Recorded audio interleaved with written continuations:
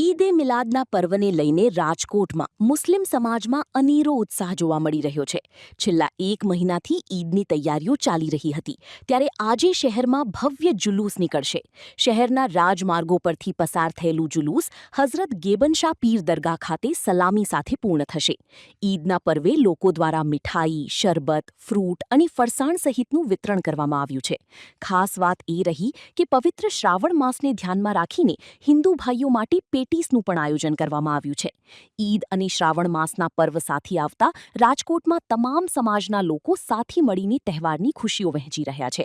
આ તહેવારના માધ્યમથી અમન, શાંતિ, એકતા અને ભાઈચારાનો સંદેશ આપવામાં આવ્યો છે.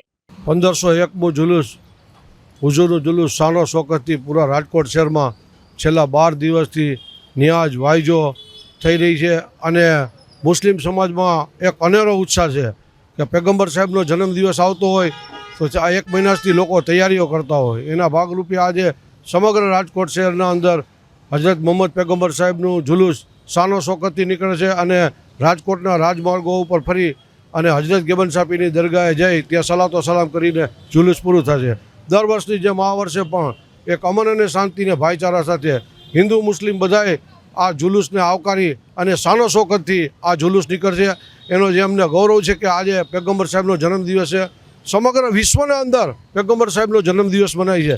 રાજકોટ કે હિન્દુસ્તાનમાં મનાય છે નહીં, પૂરા વિશ્વમાં જે પૈગંબર સાહેબનો જન્મ મનાવવામાં આવે છે એના ભાગરૂપે રાજકોટમાં પણ યુવાનોમાં ખાસ પૂરેપૂરો થનગનાટ છે. આપ જોઈ શકો છો અહીંયા પણ કે લોકો પોતપોતાની રીતે છૂટા હાથથી જેને જે મન પડે એ લોકો વેચે છે. મીઠાઈ, દૂધ, કોલ્ડ્રિંક, છાશ, શરબત, બધી જાતના ફરસાણો અહીંયા વેચે છે.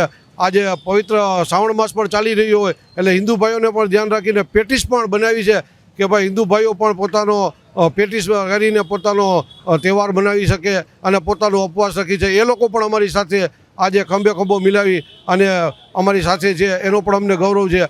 અમારી સાથે દરેક સમાજના લોકો અમારી સાથે છે અને આજે બંને તહેવારો સાથે હોય તો એનો પણ અમને ગૌરવ છે કે હિન્દુ મુસ્લિમ બધા સાથે મળી અને આ તહેવારો અમે ઉજવી છીએ એનો અમને ખૂબ ગૌરવ છે. એકતા અને ભાઈચારો એટલે પૂરા હિન્દુસ્તાનના અંદર રાજકોટનું એક આગવું નામ છે કે અમન અને શાંતિનો પેગામ જો કોઈ શહેર દેતું હોય તો મારું રાજકોટ શહેર છે.